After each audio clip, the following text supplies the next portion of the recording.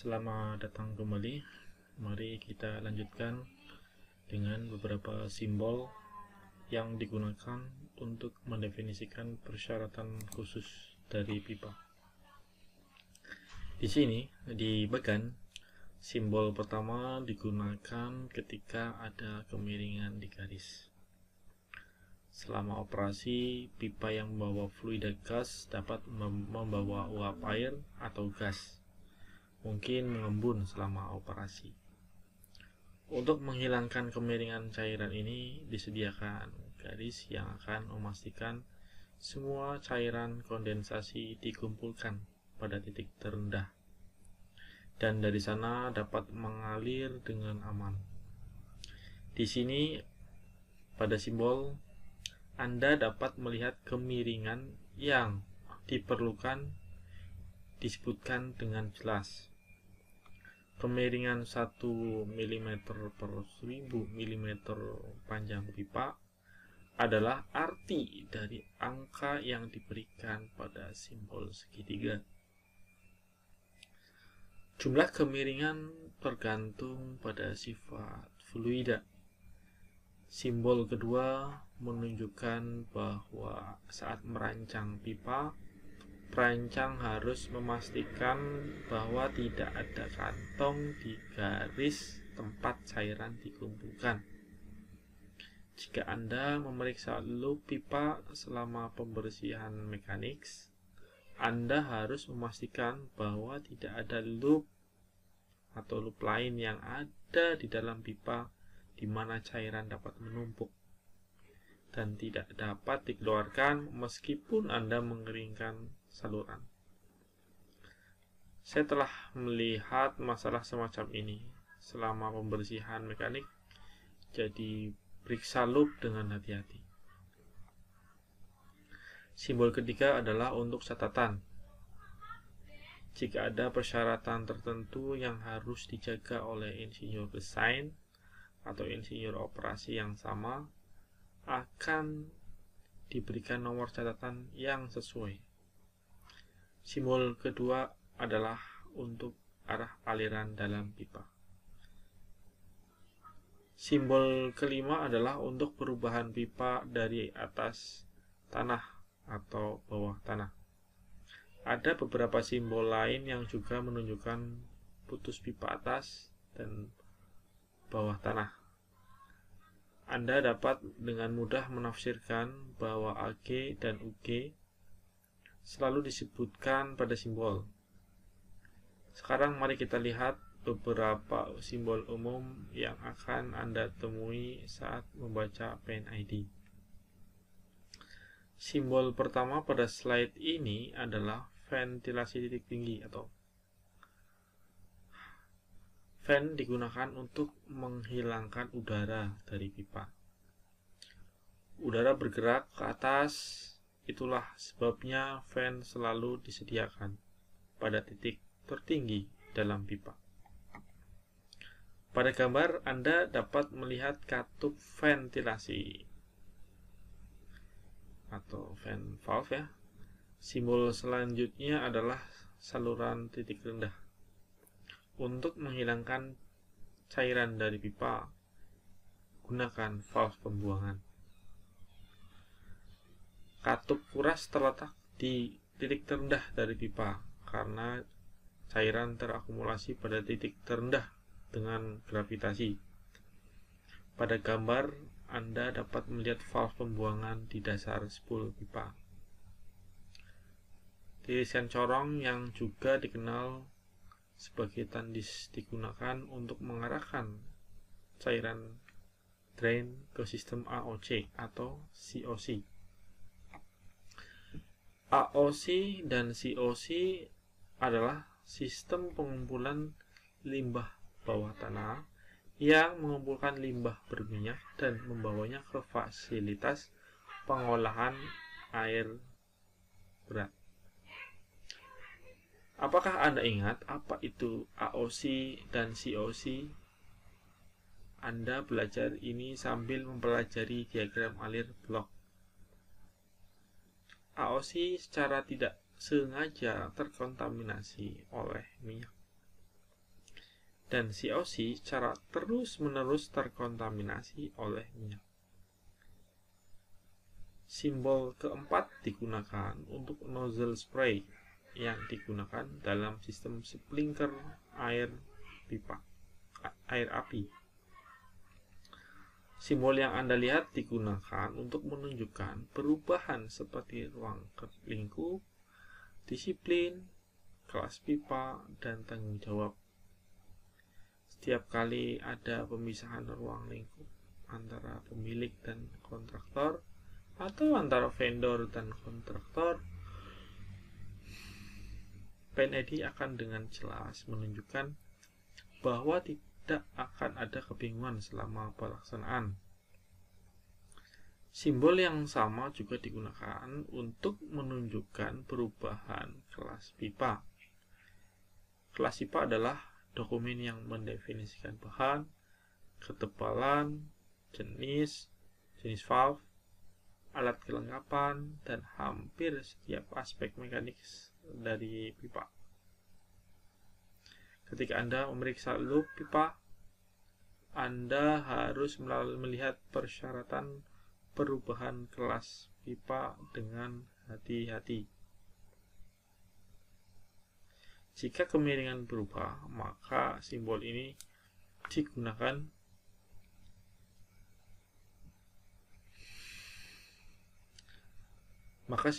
digunakan dan kemiringan di kedua sisi diberikan pada setiap sisi atau panah. Perubahan dalam tanggung jawab antara disiplin seperti perpaan, mekanik, dan instrumen juga ditunjukkan dengan bantuan simbol ini. Di sini perubahan dalam tanggung jawab berarti pekerjaan dari satu sisi akan melakukan secara mekanis, dan di sisi lain akan dilakukan dengan perpipaan. Ini adalah kasus setiap kali perpipaan terhubung dengan peralatan lain. Inilah akhir dari sesi ini. Dalam sesi berikutnya, Anda akan belajar tentang penomoran saluran pipa dalam gambar. Sampai jumpa. Selamat datang kembali. Topik berikutnya dalam simbologi pipa adalah penomoran saluran pipa. Perusahaan yang berbeda memiliki filosofi penomoran baris mereka sendiri, tetapi informasi yang dicakup oleh nomor baris kurang lebih sama. Nomor garis jelas menunjukkan ukuran pipa. Sekarang, ukuran dapat ditampilkan dalam NPS atau DN. Bentuk penuh NPS adalah nominal pipe size yang merupakan sistem inci, dan DN berarti diameter nominal yang merupakan sistem milimeter. Untuk mengkonversi NPS ke DN, Anda harus mengalihkan ukuran NPS dengan 25 untuk mendapatkan ukuran DN. Titik 2 dalam nomor saluran adalah tipe layanan atau tipe fluida. Penunjukan layanan juga akan berbeda dari perusahaan ke perusahaan. Biasanya huruf alfabet 2 atau 3 digunakan untuk mengidentifikasi fluida yang dibawa oleh pipa. Di sini Anda dapat melihat daftar singkatan yang umum yang digunakan untuk menunjukkan berbagai fluida. Dengan beberapa pengalaman dan latihan, Anda dapat dengan mudah memahami sebagian besar singkatan ini. Nomor baris juga termasuk nomor unit, sehingga orang dapat dengan cepat mengidentifikasi bahwa garis tertentu milik unit mana.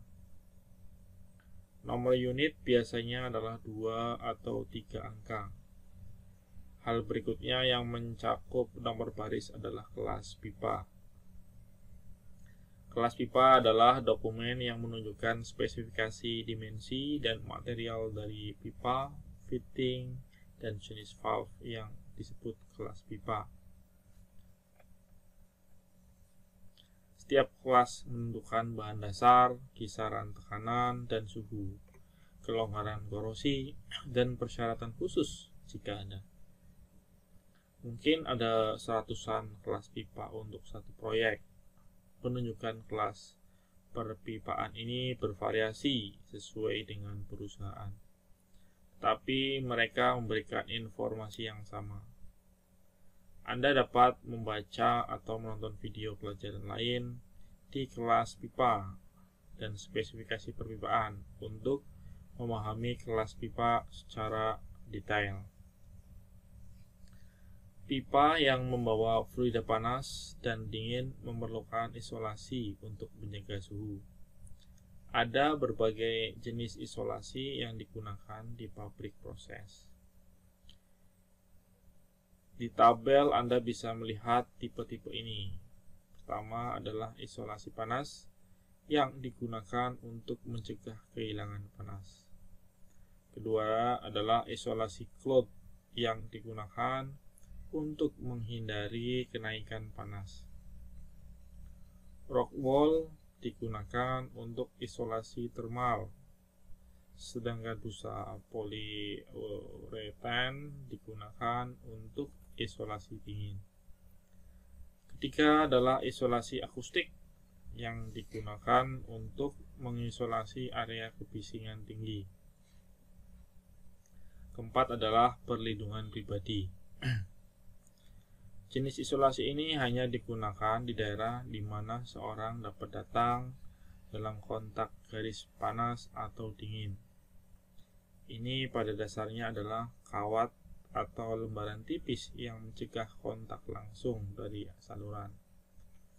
Anda dapat melihat contoh di gambar. Tipe kelima adalah isolasi tip fireproofing. Seperti namanya, isolasi ini dilakukan untuk melindungi peralatan dan perpipaan dari api. Selain isolasi, pipa yang membawa fluida viskos dilengkapi dengan heat tracing. Anda telah belajar tentang melacak garis atau tracing line di bagian sebelumnya, jadi saya tidak perlu mengulangi hal yang sama di sini. Nomor baris perusahaan tertentu juga termasuk nomor sirkuit. Nomor sirkuit adalah subbagian dari sistem perpipaan yang mencakup komponen perpipaan dan perpipaan yang terpapar pada lingkungan proses yang sama dan memiliki bahan konstruksi yang identik. Ini sangat membantu dalam pemantauan korosi karena Anda dapat dengan mudah mengkorelasikan laju korosi seluruh sistem dengan menempatkan beberapa titik sampel. Sekarang mari kita lihat contoh nomor baris yang berbeda. Di sini Anda dapat melihat bahwa saya telah merinci nomor baris untuk referensi mudah Anda. Saya memegang slide sehingga Anda bisa pergi melaluinya. Berikut adalah contoh lain dari nomor baris. Saya telah menambahkan nomor sirkuit di sini. Anda dapat melihat bahwa penempatan nomor unit dan kode layanan dapat diubah dibandingkan dengan contoh sebelumnya. Lihat di atas meja, saya memegang slide sehingga Anda bisa melewatinya. Dengan slide ini sampai sekarang Anda telah belajar banyak tentang simbologi garis. Sekarang saatnya untuk pindah ke sesi yang lain, yang merupakan simbologi valve. Sampai jumpa di sesi berikutnya.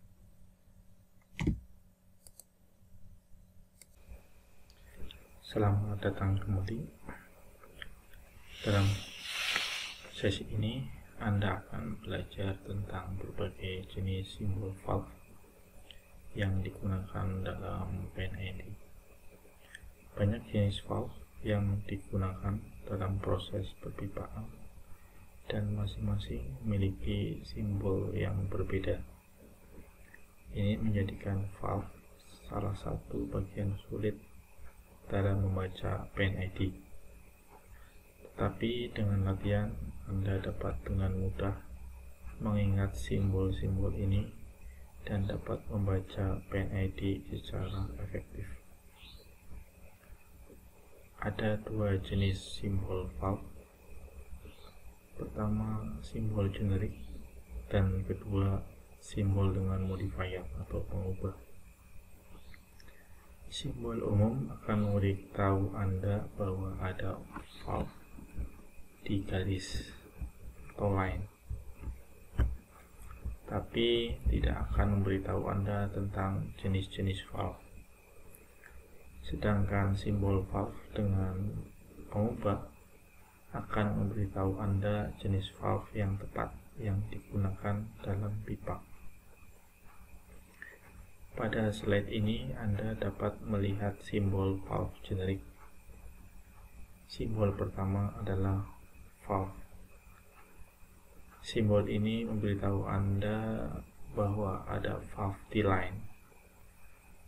Tetapi apakah itu gate, globe, plug, atau valve yang tidak dapat ditentukan.